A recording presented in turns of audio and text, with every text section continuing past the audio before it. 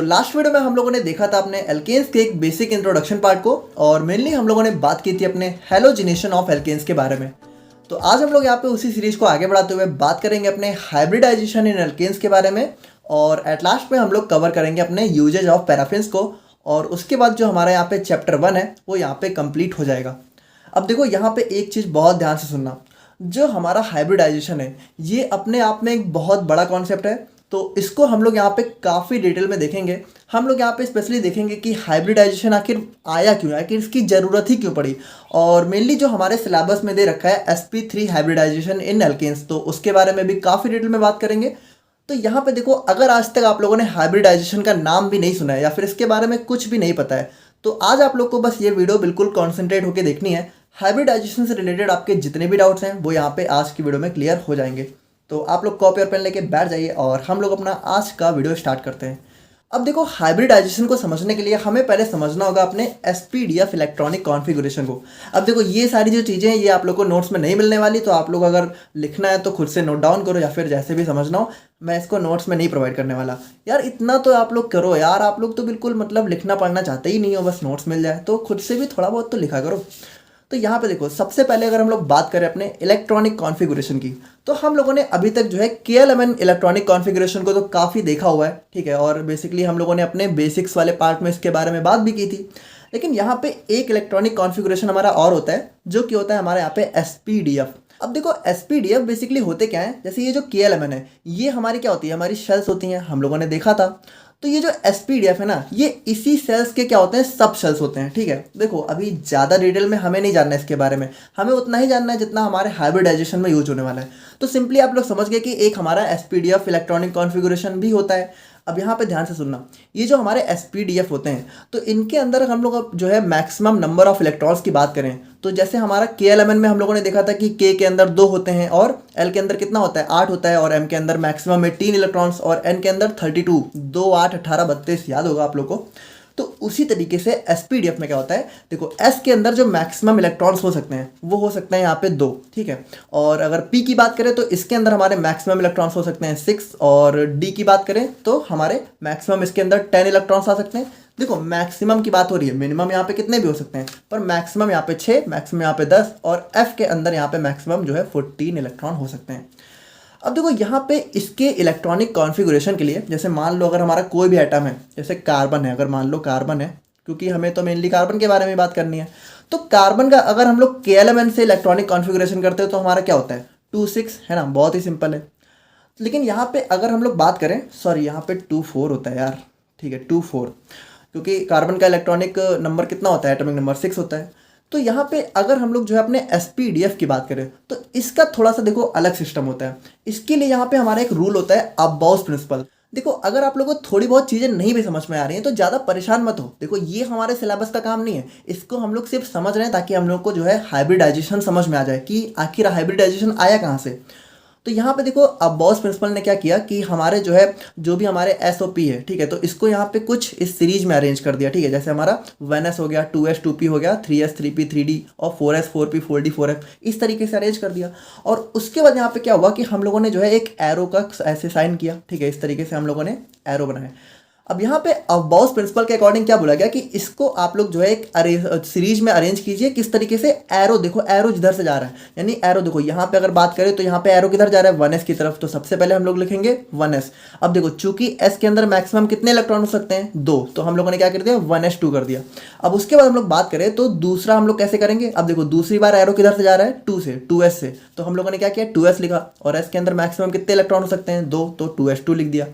अब उसके बाद देखो, उसके बाद हमें क्या करना है, देखो एरो इधर से जा रहा है उधर आना है, यानी कि 2s पे जाने के बाद हमें क्या करना है, दोबारा से 2p पे आना है। देखो एरो यहाँ से तो जा रहा है, तो अब हम लोग क्या करेंगे, 2p, और p के अंदर मैक्सिमम कितने इलेक्ट्रॉन हो सकते हैं, 6, तो हम लोगों ने क्या किया, 2p6 लिख दिया।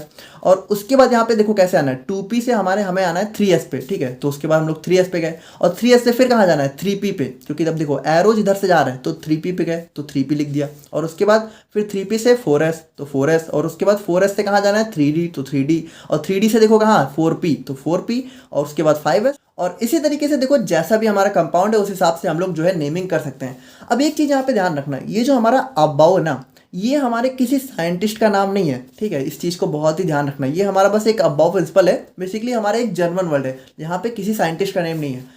तो अब हम लोग यहाँ पे अगर बात करें तो देखो इस तरीके से हम लोग नेमिंग करते हैं। अब अगर हम लोग बात करें अपने कार्बन की, क्योंकि मेनली हमें तो बात करनी है अपने हाइड्रोकार्बन्स के बारे में, तो अगर हम लोग कार्बन की नेमिंग जो है अपने एसपीडीएफ से करना चाहें इलेक्ट्रॉनिक कॉन्फ़िगरेशन, तो कैसे होगा? देखो कार्बन का एटॉमिक नंबर कितना होता है? 6। तो इलेक्ट्रॉनिक कॉन्फ़िगरेशन की बात करें तो यहाँ पे देखो इस वाले रूल को फॉलो करना है। तो सबसे पहले हम लोग क्या लिखेंगे? सबसे पहले लिखेंगे हम लोग 1s। अब 1s के अंदर कितने? s के अंदर मैक्सिमम 2। तो कार्बन का देखो, कार्बन का जो एटॉमिक नंबर है वो कितना है? 6। यानी हमें जो है 6 इलेक्ट्रॉन फुलफिल करने हैं। तो देखो 2 तो हमारे 1s के पास चले गए, तो बचे कितने? अब बचे इसके पास 4, तो दूसरा हमारा 2s2 आ जाएगा। तो देखो 2 यहाँ पे s के पास और 2 यहाँ पे s के पास, तो हमारे 4 हो गए। अब बचा कितना? अब बचा हमारा यहाँ पे देखो 4 इलेक्ट्रॉन तो गए, अब बचा हमारा 2। अब 2 किस में जाएगा? अब 2 जाएगा इस 2p में। अब देखो 2p के अंदर मैक्सिमम, यहाँ पे p के अंदर मैक्सिमम कितने? 6 इलेक्ट्रॉन हो सकते हैं, लेकिन यहाँ पे हमारे कार्बन के पास तो 2 ही हैं। तो हम लोग क्या करेंगे? सिंपल सा हम लोग जो है इसके अंदर जो है 2 इलेक्ट्रॉन लिख देंगे। तो हमारा इलेक्ट्रॉनिक कॉन्फ़िगरेशन क्या हो जाएगा? 1s2 2s2 2p2।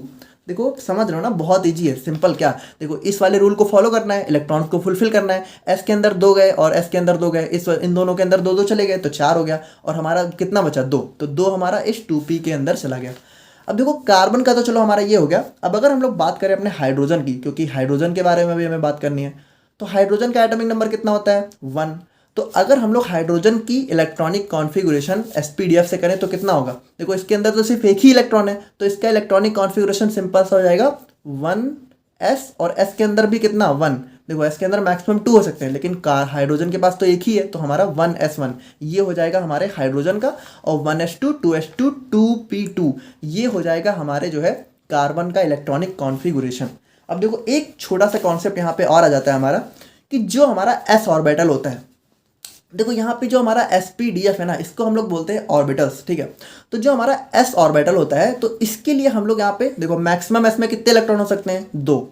तो इलेक्ट्रॉन्स को सबसे पहले हम लोग यहाँ पे इस तरह की स्पिन से जो है कह सकते हो कि डिनोट करते हैं, ठीक है। तो यहाँ पे देखो ये हो गया हमारा इलेक्ट्रॉन, देखो एक मतलब, दो मतलब हो गया 2। जैसे अगर एक बना रहे हैं तो एक का मतलब 1, और यहाँ पे हम लोग क्या करते हैं? पेयर में बनाते हैं इस तरीके से, तो इसका मतलब हो गया हमारा यहाँ पे 2 इलेक्ट्रॉन।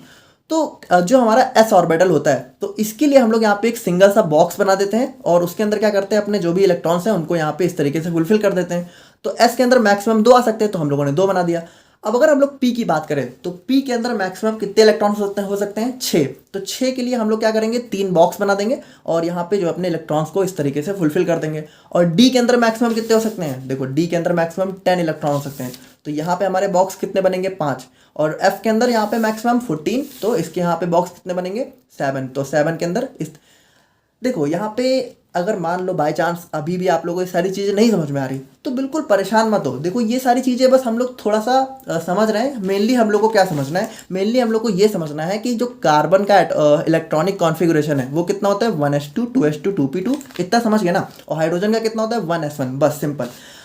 अब देखो अगर हम लोग जो है अपने इस इलेक्ट्रॉनिक कॉन्फ़िगरेशन को इस तरीके से दिखाना चाहें, इस वाले बॉक्स की तरीके से, तो यहाँ पे देखो क्या है, जो हमारा एस ऑर्बिटल है, तो इसको हम लोग जैसे अगर हम लोग अपने कार्बन के इलेक्ट्रॉनिक कॉन्फ़िगरेशन की बात करें, तो इसका कितना है? देखो 1s2, यहाँ पे 2 एस ऑर्बिटल है, तो सबसे पहले 1s2 के लिए हम लोगों ने एक बॉक्स बनाया, और 2 इलेक्ट्रॉन है तो दोनों को भर दिया। और उसके बाद 2s2 के लिए भी एक बॉक्स बनाया, और 2 इलेक्ट्रॉन है ना इसके अंदर, तो दोनों को भर दिया। अब बचा हमारा 2p2। अब देखो p के लिए हमारे यहाँ पे 3 बॉक्स होते हैं, थोड़ा सा ध्यान से देखना। देखो इसको थोड़ा सा हम लोग समझते हैं, जैसे कि ये हो गया हमारा यहाँ पे कार्बन, ठीक है। और कार्बन का हमारा कितना है इलेक्ट्रॉनिक कॉन्फ़िगरेशन? 1s2 2s2 और 2p2। देखो अभी तक हम लोगों ने जितना कुछ देखा, हम लोग को एट लास्ट में यही चीज़ समझनी है, क्योंकि यही अभी हमें हमारे मेनली काम आने वाली है। तो इसका इलेक्ट्रॉनिक कॉन्फ़िगरेशन ये हो गया। अब अगर हम लोग इसको जो है इस बॉक्स में दिखाना चाहें, ठीक है, तो ये हमारा देखो ये एस का बॉक्स हो गया, और ये भी हमारा एस का ऑर्बिटल हो गया। देखो इसको हम लोग ऑर्बिटल बोलते हैं, ठीक है। बॉक्स अभी आप लोग थोड़ा समझने के लिए बोल दे रहे हैं। और ये हो गया हमारे यहाँ पे पी। तो एस के अंदर देखो कितना हो गया, ये इस तरीके से हमारे दोनों भर गए, और एस के अंदर यहाँ पे दोनों। अब देखो पी के अंदर मैक्सिमम यहाँ पे 6 इलेक्ट्रॉन तो हो सकते हैं। अगर एक जनरल वे की बात करें, मान लो अगर पी हमारा किसी एटम के लिए फुलफिल है, ठीक है, तो यहाँ पे हम लोग इस तरह से बनाते हैं। लेकिन यहाँ पे कार्बन के अंदर तो पी में सिर्फ 2 ही इलेक्ट्रॉन है, तो इसको हम लोग भरेंगे कैसे? यानी यहाँ पे हमारी इलेक्ट्रॉन की स्पिन को हम लोग कैसे भरेंगे। तो आप में से ज़्यादातर लोगों के दिमाग में आएगा कि इसको हम लोग इस तरीके से सिंपली भर देंगे, है ना। यहाँ पे 2 है तो दोनों को एक ही बॉक्स में भर दो, लेकिन ये यहाँ पे जो है हमारा गलत हो जाता है, क्योंकि यहाँ पे आ जाती है हमारी एक theory, valence bond theory, VBT। अब देखो ये सारी चीज़ें हमारे 11th में दे रखी हैं, बट अगर आप लोगों ने पढ़ी है तो अच्छी बात है, नहीं पढ़ी है तो कुछ नहीं, सिंपली समझो। वैलेंस बॉन्ड थ्योरी हमारी क्या कहती है कि जो हमारा इलेक्ट्रॉन्स होता है, ठीक है, ये हमारा कोशिश करता है कि जब तक पॉसिबल हो ये यहाँ पे अनपेयर्ड रहे। अनपेयर्ड यानी देखो ये क्या है, ये देखो 2 इलेक्ट्रॉन है ना, और ये हमारा पेयर में है, तो ये देखो जब तक ये पॉसिबल हो तब तक कोशिश करता है कि ये पेयर में ना रहे, ये हमारा सिंगल में रहे। तो यानी कि अगर हम लोग बात करें इसमें, तो जो हमारा 2p2 है, तो जब हम लोग जो है अपने इलेक्ट्रॉन्स को इसके अंदर भर रहे हैं, ठीक है, इसके अंदर फिल कर रहे हैं इन ऑर्बिटल्स के अंदर, तो हम लोग क्या करते हैं कि हम लोग सबसे पहले इस तरीके से भरना चालू करते हैं, इस तरीके से। अब अगर मान लो हमारा कोई भी कंपाउंड है जिसमें यहाँ पे 2p के अंदर मान लो हमारे कह लेते हैं कि चलो 4 इलेक्ट्रॉन है ना। यहाँ पे कार्बन के अंदर तो चलो 2p2 है, मान लो कोई कंपाउंड है या फिर कोई एटम है जिसके अंदर 2p4 है, तो यहाँ पे देखो हम लोग कैसे फिल करेंगे। यहाँ पे सबसे पहले हम लोग क्या करेंगे, सबसे पहले तीनों को इस तरीके से फिल करेंगे, ठीक है, 3। अब बचा कितना, एक और बचा, तो अब यहाँ पे हम लोग जो है यहाँ पे लगा सकते हैं। अच्छा, यहाँ पे p ऑर्बिटल में एक चीज़ और होती है कि जो पहला वाला p होता है इसको हम लोग बोलते थे px, यानी पहला बॉक्स px और दूसरा वाला py, तीसरा वाला pz। देखो ज़्यादा कंफ्यूज मत हो, बस सिंपल सा कॉन्सेप्ट है, कुछ काम नहीं है अभी, ठीक है। अब इतना आप लोग सिंपली समझ गए होगे। तो यहाँ पे जो हमारा कार्बन का इलेक्ट्रॉनिक कॉन्फ़िगरेशन है, तो ये देखो ये हमारा जो है कुछ इस तरीके से होता है। तो आई होप कि आप लोग यहाँ पे इतनी चीज़ तो यहाँ पे समझ गए होंगे। तो अभी तक हम लोगों ने क्या देखा कि जो हमारा कार्बन है, अगर हम लोग उसके एक नॉर्मल SPDF इलेक्ट्रॉनिक कॉन्फ़िगरेशन की बात करें तो वो हमारा जो है कुछ इस तरीके से होता है। लेकिन अब देखो यहाँ पे एक रूल हमारा और आ जाता है, जो हमारा वैलेंस बॉन्ड थ्योरी है, देखो यही हमारी एक रूल और आता है कि जो भी हमारे बॉन्ड का फॉर्मेशन होता है, जैसे अगर कोई भी कंपाउंड या फिर कोई भी एटम है, अगर वो बॉन्ड बना रहा है तो बॉन्ड का फॉर्मेशन हमेशा जो है अनपेयर्ड इलेक्ट्रॉन्स के बीच में होता है। देखो ये काफ़ी एक इंपॉर्टेंट चीज़ है, अभी आप लोगों को समझ में आ जाएगी। हमेशा जो है बॉन्ड हमारा जो है अनपेयर्ड इलेक्ट्रॉन के बीच में ही बनता है। लेकिन अगर हम लोग यहाँ पे अपने कार्बन की बात करें तो यहाँ पे देखो जो हमारे अनपेयर्ड इलेक्ट्रॉन वो कितने हैं, वो तो सिर्फ 2 ही हैं। लेकिन आप लोग को बहुत अच्छे से पता है कि कार्बन हमारा कितने बॉन्ड बनाता है। कार्बन हमारा 4 बॉन्ड बनाता है। आप लोग बचपन से पढ़ते हुए आ रहे हो, और अगर नहीं भी पढ़ा है तो हम लोगों ने बेसिक्स वाले पार्ट में बहुत चिल्ला चिल्ला के डिस्कस किया है कि कार्बन हमारा 4 बॉन्ड बनाता है हाइड्रोजन के साथ या फिर किसी के साथ भी। लेकिन बॉन्ड कितने बनाता है, 4। लेकिन अगर इस वाले इलेक्ट्रॉनिक कॉन्फ़िगरेशन को देखें तो हमारा जो अनपेयर्ड इलेक्ट्रॉन है वो तो सिर्फ 2 ही है, तो इस हिसाब से तो सिर्फ 2 ही बॉन्ड बनेंगे, लेकिन बॉन्ड तो 4 बनते हैं। तो यहाँ पे क्या होता है कि जो हमारा कार्बन है ये क्या होता है, ये हमारा ग्राउंड स्टेट से चला जाता है अपने एक्साइटेड स्टेट में। अब एक्साइटेड स्टेट में होता क्या है, ये जो हमारा s ऑर्बिटल होता है 2s2 वाला, यहाँ से हमारा एक इलेक्ट्रॉन जो है निकल के हमारे इस p वाले में चला जाता है। और अब देखो क्या हो रहा है, अब हमारे जो है 4 अनपेयर्ड इलेक्ट्रॉन जो है हमें मिल गए, और अब जो है हमारा जो बॉन्ड फॉर्मिंग का जो भी रिक्वायरमेंट है वो यहाँ पे फुलफिल हो जाती है। Because according to valence bond theory bonding always occurred in unpaired electrons and since carbon makes 4 bonds hence it goes in excited state. तो आई होप कि आप लोग यहाँ पे समझ गए होंगे एक्साइटेड स्टेट क्या होती है और क्यों कार्बन यहाँ पे एक्साइटेड स्टेट में जाता है। अब देखो यहाँ पे अगर हम लोग बात करें तो अगर हम लोग जो है अपने जनरली कार्बन और हाइड्रोजन, यानी अगर हम लोग मान लो सिंपली CH4 का एग्जांपल लें, तो अगर हम लोग इसके बॉन्ड फॉर्मेशन को डीपली देखना चाहें तो अब देखो किस तरीके से होता है। जो हमारा कार्बन है तो यहाँ पे कार्बन का देखो हम लोग जो है अपने अनपेयर्ड इलेक्ट्रॉन्स को यहाँ पे बनाएंगे क्योंकि इन्हीं के बीच में बॉन्ड फॉर्मेशन होगा। तो जो हमारा S है 2s2 वाला, तो यहाँ पे देखो सिंगल अनपेयर्ड इलेक्ट्रॉन हो गया और P में 3 हो गए। अब जो हमारा हाइड्रोजन है, ध्यान से देखना, जो हमारा हाइड्रोजन है इसकी इलेक्ट्रॉनिक कॉन्फ़िगरेशन कितनी थी, 1s1। अब इसको अगर हम लोग ऑर्बिटल के फॉर्म में बनाएं तो क्या होगा, देखो ये हमारा s ऑर्बिटल और सिंगल अनपेयर, क्योंकि सिंगल ही इलेक्ट्रॉन है। तो यहाँ पे देखो हमारे कार्बन के साथ हाइड्रोजन कितने होते हैं, हाइड्रोजन हमारे होते हैं 4, 1 2 3 4। तो यहाँ पे देखो 4 हमारे हाइड्रोजन के यहाँ पे ऑर्बिटल आ जाएंगे। और बॉन्ड कैसे बनेगा, देखो इस s का इस s के साथ और इस p का इस s के साथ और ऐसे और कुछ इस तरीके से हमारा देखो बॉन्ड बन जाएगा। यानी कि अगर हम लोग अपने कार्बन और हाइड्रोजन के बीच बॉन्ड्स की बात करें तो यहाँ पे देखो पहला बॉन्ड हमारा क्या होगा, पहला बॉन्ड होगा हमारा s और s के बीच में, है ना। पहला बॉन्ड हमारा s ऑर्बिटल और s ऑर्बिटल के बीच में होगा। और बाकी जो 3 बॉन्ड होंगे वो देखो कैसे होगा, यहाँ पे हाइड्रोजन के तीनों ऐसे ही हैं, लेकिन यहाँ पे हमारा कार्बन का तो p वाला ऑर्बिटल आ गया, तो हमारा 3 बॉन्ड बनेगा sp में और 1 बॉन्ड बनेगा हमारा ss में। यानी अगर हम लोग इस हिसाब से देखें तो एक बॉन्ड हमारा जो है यहाँ पे इन तीनों से थोड़ा बहुत तो डिफरेंट होगा ही, क्योंकि यहाँ पे तो p ऑर्बिटल आ गई ना और यहाँ पे तो s ऑर्बिटल ही है। यानी एक बॉन्ड हमारा कार्बन का थोड़ा सा अलग होगा और 3 बॉन्ड यहाँ पे क्या होंगे, 3 बॉन्ड हमारे कार्बन के एग्जैक्टली सेम होंगे। यही तो होना चाहिए ना इस हिसाब से।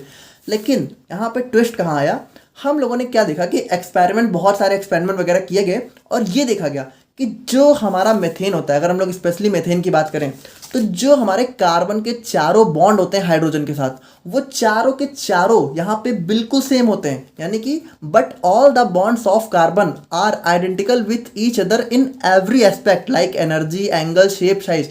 यानी कि ये जो चारों बॉन्ड है ये बिल्कुल सेम होते हैं, यानी इनकी एनर्जी भी सेम होती है, साइज भी सेम होता है, शेप भी सेम होता है, इनका एंगल भी बिल्कुल सेम होता है। तो अगर हम लोग यहाँ पे इस वाले थ्योरी से देखें तो यार यहाँ पे एस वाला बॉन्ड तो थोड़ा सा तो अलग होना ही चाहिए, यानी कुछ तो अलग होना चाहिए। लेकिन यहाँ पे क्या देखा क्या कि यहाँ पे तो हमारे चारों बॉन्ड सेम है। तो अब यहाँ पे क्या हुआ, तो अब यहाँ पे हमारी एंट्री हुई हमारे हाइब्रिडाइजेशन की। तो हाइब्रिडाइजेशन में यहाँ पे क्या बोला गया कि एटॉमिक ऑर्बिटल्स ऑफ सेम और nearly same energy combines with each other to form new hybrid orbitals of exactly same energy, shape and size. देखो अब बिल्कुल मेरी बात को ध्यान से सुनना। देखो यहाँ तक तो आप लोग समझ गए होगा ना कि यहाँ पे क्या हुआ, हमारा कार्बन और हाइड्रोजन के बीच में बॉन्ड का फॉर्मेशन हुआ, एक बॉन्ड हमारा एसएस के बीच में बना, 3 हमारा एसपी के बीच में बना। ठीक है, तो हमारा एसएस वाला बॉन्ड अलग होना चाहिए, एसपी वाले तीनों सेम होने चाहिए। लेकिन यहाँ पे देखा गया कि चारों के चारों सेम है। तो चारों के चारों सेम है, इस थ्योरी को यहाँ पे कैसे एक्सप्लेन किया गया, तो इसको एक्सप्लेन करने के लिए आया हमारा हाइब्रिडाइजेशन का कॉन्सेप्ट। तो हाइब्रिडाइजेशन क्या कहता है कि एटॉमिक ऑर्बिटल्स ऑफ सेम और नियरली सेम एनर्जी। अब देखो ये जो हमारी एस और पी हैं ये बिल्कुल जस्ट अगल बगल ही होती हैं, तो इनकी एनर्जी थोड़ी सी यहाँ पे लगभग सेम ही होती है। तो यहाँ पे क्या होता है कि जो हमारा एस ओ पी है, देखो यहाँ पे क्या होता है, कंबाइंस विथ ईच अदर। यानी ये एस ओ पी क्या करेंगे, अब ये दोनों जो है कंबाइन करेंगे and to form new hybrid orbitals, और न्यू हाइब्रिड ऑर्बिटल का फॉर्मेशन करेंगे जो कि exactly same energy, shape and size. यानी कि अब क्या होगा, ध्यान से देखना, एक एस यहाँ पे देखो पी में कितने, पी में हमारे 3 ऑर्बिटल हैं, तो यहाँ पे एक एस ने क्या किया, हमारे 3 पी के साथ कंबाइन किया और हमारा क्या बना दिया, sp3। अब देखो यहाँ पे हमारी 4 नई हाइब्रिड ऑर्बिटल्स का फॉर्मेशन हो गया। इसको हम लोग बोलते हैं हाइब्रिड ऑर्बिटल्स। ठीक है, ऑर्बिटल्स, ऑर्बिटल्स, जो भी आप लोगों को सही लगे। तो यहाँ पे क्या होगा, अब देखो ये चारों ना बिल्कुल सेम है और इन चारों का नाम क्या है, इन चारों का नाम है sp3। क्यों, क्योंकि एक एस और 3 पी और एक एस यहाँ पे कंबाइन किए हैं, तो हमारा क्या बन गया, sp3। और चारों ऑर्बिटल्स यहाँ पे क्या होंगे, बिल्कुल सेम एनर्जी के होंगे, बिल्कुल सेम साइज के। और अब अगर हम लोग यहाँ पे इस वाले कॉन्सेप्ट से अपने यहाँ पे कार्बन हाइड्रोजन के बॉन्ड को देखें, तो अब देखो यहाँ पे क्या हुआ, चारों सेम हो गए, तो अब जो हमारी बॉन्डिंग होगी वो बिल्कुल सेम हो जाएगी। यानी ये sp3 हमारे हाइड्रोजन के s के साथ कंबाइन करेगा और हमारा बॉन्ड क्या बनेगा, देखो अभी तक ss sp sp बन रहा था, अब क्या बनेगा, s sp3। ठीक है, चारों के चारों बिल्कुल चारों यहाँ पे एकदम सेम होंगे। तो इस तरीके से हमारे यहाँ पे हाइब्रिडाइजेशन के कॉन्सेप्ट की एंट्री होती है। आई होप कि आप लोग यहाँ पे थोड़ा बहुत समझ गए होंगे। अब देखो कुछ चीज़ें थोड़ा सा हम लोग जो है और डिस्कस कर लेते हैं। लाइक अगर हम लोग बात करें तो यहाँ पे देखो हाइब्रिडाइजेशन हमारे बहुत अलग अलग टाइप के हो सकते हैं, जैसे कि sp हो सकता है, sp2 हो सकता है। अगर मान लो जैसे देखो बिल्कुल सिंपल है, अगर एक एस हमारा एक पी के साथ कंबाइन कर रहा है तो sp, अगर एक एस हमारा 2 पी के साथ कंबाइन कर रहा है तो sp2, अगर एक एस हमारा 3 पी के साथ कंबाइन कर रहा है तो sp3, और अगर एक एस हमारा 3p और एक d ऑर्बिटल के साथ भी कंबाइन कर रहा है तो sp3d। बिल्कुल सिंपल है ना। अच्छा यहाँ पे एक छोटी सी चीज़ आप लोग को और समझनी बहुत ज़रूरी है कि यहाँ पे देखो एक मिनट, यहाँ पे देखो क्या है कि जैसे ये जो हमारा s ऑर्बिटल होता है और जो हमारा p ऑर्बिटल होता है, जैसे sp-df होते हैं ना, तो यहाँ पे इन ऑर्बिटल्स का कुछ शेप भी यहाँ पे होता है। जैसे कि अगर हम लोग अपने s ऑर्बिटल की बात करें तो इसका शेप यहाँ पे स्फेरिकल होता है, और जो हमारा p है इसका शेप यहाँ पे डम्बल होता है। अब देखो d का यहाँ पे डबल डम्बल होता है, बट हमें उतना काम नहीं है, हमें सिर्फ s और p का काम है। तो s का क्या होता है, स्फेरिकल, और p का क्या होता है, डम्बल। इतना समझ गए। लेकिन यहाँ पे ध्यान से सुनना, जब s और p यहाँ पे कंबाइन करके हमारी हाइब्रिड ऑर्बिटल बना लेती हैं, तो हाइब्रिड ऑर्बिटल का शेप यहाँ पे देखो कैसा हो जाता है। जो हमारी हाइब्रिड ऑर्बिटल्स है चाहे वो कैसे भी हो, उसका शेप यहाँ पे बिल्कुल इस तरीके से होता है। यानी इसमें क्या होता है, देखो हाइब्रिड ऑर्बिटल्स के शेप में हमारे एक होता है हमारा छोटा सा स्मॉल लोब और एक होता है हमारा यहाँ पे बड़ा सा लार्ज लोब। ठीक है, तो ये होता है हमारा यहाँ पे हाइब्रिड ऑर्बिटल्स का शेप। देखो आप लोग यार कंफ्यूज तो नहीं हो रहे हो, मुझे पता है थोड़ा सा ज़्यादा कॉन्सेप्ट लग रहे हैं, बट मेनली अब हम लोग यहाँ पे समझ चुके हैं। मेनली हम लोग को यही समझना था कि हाइब्रिडाइजेशन हमारा क्यों आया, क्योंकि जो हमारे कार्बन के चारों बॉन्ड है वो यहाँ पे सेम होते हैं, लेकिन अगर हम लोग वैलेंस बॉन्ड थ्योरी देखें या फिर एसपीडीएफ देखें तो उस हिसाब से यहाँ पे मैच नहीं हो रहा था, इसीलिए हमारे हाइब्रिडाइजेशन के कॉन्सेप्ट की एंट्री होती है। अब देखो एक चीज़ और है, एक छोटी सी चीज़ है, बस छोटी सी, जैसे कि जो हमारा एसपी है, देखो हाइब्रिडाइजेशन यहाँ पे एक बहुत इंपॉर्टेंट चीज़ बताता है हमें। हाइब्रिडाइजेशन हमें ये बताता है कि जो भी हमारा कोई सा भी कंपाउंड है उसका शेप यहाँ पे कैसा है, वो भी हमारा हाइब्रिडाइजेशन बता देता है। कैसे बता देता है? अगर मान लो आप लोगों ने किसी कंपाउंड का या फिर किसी भी एटम का जो है हाइब्रिडाइजेशन निकाला और अगर एसपी आ रहा है, तो एसपी का मतलब होता है उसका शेप यहाँ पे होगा लीनियर। लीनियर मतलब कि हमारा जो है 180 डिग्री सेल्सियस पे होगा, ठीक है। और चूंकि हाइब्रिड ऑर्बिटल्स हमारे यहाँ पे कुछ इस तरीके से होते हैं, तो इसका शेप थोड़ा सा ऐसा हो जाएगा। अच्छा देखो, इन सब के बारे में हमें नहीं जानना है, हमें बात करनी है अपने sp3 के बारे में, क्योंकि यहाँ पे क्या होता है, देखो हमारा जो CH4 है, हमारा जो मेथेन है, हम लोगों ने इसी को तो देखा इतनी देर से, और इसका हमारा हाइब्रिडाइजेशन कितना होता है, इसका होता है हमारे यहाँ पे sp3, और जिसका भी हाइब्रिडाइजेशन यहाँ पे sp3 होता है उसका शेप कैसा होता है, टेट्राहेड्रल। और कल हम लोगों ने क्या देखा था, कल हम लोगों ने देखा था कि जो हमारा मेथेन होता है उसका शेप कैसा होता है, टेट्राहेड्रल। टेट्राहेड्रल का मतलब है कि जो हमारा मेथेन है उसका शेप हमारा जो है कुछ इस तरीके से H और H, ठीक है। और अगर हम लोग यहाँ पे अपने शेप बनाना चाहें, ठीक है, तो हमारा देखो कुछ इस तरीके से बनता है। एक हमारा ये देखो, एक हमारा ये बड़ा सा लोब, ठीक है, ये अब देखो ये यहाँ पे छोटा सा भी निकाल देते हैं, छोटा सा भी तो होता है, ये ऐसे, और ये वाला कुछ इस तरीके से देखो, और ये वाला जो है हमारा कुछ इस तरीके से। तो देखो ये होता है हमारा यहाँ पे हाइब्रिडाइजेशन, ठीक है, जो कि हमें क्या बता देता है, हमें शेप भी बता देता है। अच्छा देखो एक चीज़ और होती है कि जो छोटा वाला लोब होता है, जैसे कि हमारे हाइब्रिड ऑर्बिटल्स का शेप ऐसा होता है ना, तो ये जो छोटा वाला लोब है, जनरली हम लोग क्या करते हैं कि इसको यहाँ पे डिसअपियर कर देते हैं, यानी कि जनरली हम लोग इसको शो नहीं करते। ज़्यादातर बुक्स में भी आप लोग को ये शो नहीं मिलता है। यानी अगर हम लोग अपने कार्बन यानी कि CH4 का स्ट्रक्चर बनाना चाहें तो सिंपली ये देखो, ये बिल्कुल सिंपल ऐसा, ऐसा, ऐसा और ऐसा। तो ये देखो इस तरीके से हमारे यहाँ पे कार्बन का जो है, हमारे CH4 का जो है शेप बन जाता है। तो आई होप कि अब आप लोग यहाँ पे पक्का हाइब्रिडाइजेशन को समझ गए होंगे कि आखिर इसकी एंट्री क्यों हुई। अब हम लोग थोड़ा सा थ्योरी पोर्शन देख लेते हैं कि आप लोगों को एग्जाम में किस तरीके से लिख के आना है। तो अगर हम लोग बात करें अपने हाइब्रिडाइजेशन की, तो hybridization is defined as intermixing of atomic orbitals of same और nearly same energy to give new hybrid orbitals of exactly same energy, shape and size. हम लोगों ने ऑलरेडी बहुत अच्छे से देख लिया है, जैसे कि हमारा एक एस अगर 3p के साथ कंबाइन करता है तो हमारा क्या बन जाता है, sp3, ठीक है। और अगर हम लोग अपने हाइब्रिडाइजेशन की कुछ स्पेशल कैरेक्टरिस्टिक या फिर प्रॉपर्टी की बात करें, तो all the hybrid orbitals have exactly same property, यानी सभी की प्रॉपर्टी बिल्कुल सेम होगी, साइज भी सेम, शेप भी सेम और एनर्जी भी सेम। और उसके बाद हम लोग बात करें तो the number of hybrid orbitals is equal to number of intermixing orbitals. देखो ये बहुत इंपॉर्टेंट चीज़ है, यहाँ पे जो हमारे हाइब्रिड ऑर्बिटल्स हैं उनका नंबर यहाँ पे इंटरमिक्सिंग के बराबर ही होता है। देखो यहाँ पे एक एस और 3p कंबाइन कर रहे हैं, यानी कि टोटल यहाँ पे कितनी ऑर्बिटल्स हैं, 4। तो हाइब्रिड ऑर्बिटल्स भी तो कितनी है, देखो 1 2 3 4 ही है ना, यानी कि जो हमारी हाइब्रिड ऑर्बिटल्स होंगी उनका नंबर यहाँ पे बिल्कुल यहाँ पे कंबाइनिंग ऑर्बिटल्स के बराबर ही होगा, ठीक है। और उसके बाद बात करें तो the name of hybrid orbitals is done on the name of intermixing orbitals. देखो ये भी हमें पता है, अगर एक एस और 2p कंबाइन कर रहे हैं तो हमारा क्या हो जाता है, sp2, और अगर एक एस और 3p कंबाइन कर रहे हैं तो sp3, 1s 3p और एक d कंबाइन कर रहा है तो sp3d, अगर मान लो यहाँ पे 2d जो है तो sp3d2। तो इस तरीके से हमारे नेम भी जो है हमारे पेरेंट ऑर्बिटल पे ही बनता है। और बात करें हम लोग यहाँ पे शेप ऑफ हाइब्रिड ऑर्बिटल्स की, तो इसको भी हम लोग देख चुके हैं। Hybrid orbitals contains one small lobe and one large lobe. Generally, small lobe is not represented. तो ये होता है हमारे यहाँ पे हाइब्रिड ऑर्बिटल्स का शेप। तो अब हम लोग यहाँ पे फाइनली बात करें अपने sp3 हाइब्रिडाइजेशन इन एल्केन्स के बारे में। देखो क्या है ना कि हम लोगों ने इसको इतना डिटेल में इसलिए डिस्कस किया कि पहली बात ये क्वेश्चन एग्जाम में अक्सर ही देखने को मिल जाता है, और दूसरी बात कि थोड़ा सा लॉन्ग में देखने को मिल जाता है। तो हमें यहाँ पे हाइब्रिडाइजेशन को भी एक्सप्लेन करना काफ़ी ज़रूरी है, क्योंकि ये देखो इसके अंदर ज़्यादा मैटर है ही नहीं, इसके अंदर सिंपल यही है कि all the carbons of alkanes shows sp3 hybridisation, हमें पता है जैसे हमारा मेथेन हो गया। अच्छा देखो यहाँ पे एक चीज़ और समझना कि यहाँ पे क्या बोल रहा है, जैसे मान लो देखो मेथेन है, ठीक है, मेथेन, तो मेथेन के अंदर तो चलो सिंपल है कि हमारा कार्बन है, तो हमारा चलो 4 कार्बन है, 4 हाइड्रोजन, तो ये हमारा sp3 हो गया। अगर मान लो हम लोग एक और एल्केन की बात करें, जैसे एथेन की बात करें, तो एथेन हमारा क्या होता है, एथेन हमारा होता है CH3 और CH3, है ना। तो यहाँ पे अगर हम लोग स्ट्रक्चर बनाए तो सी और एच एच, ठीक है, एच और सी, एच और एच।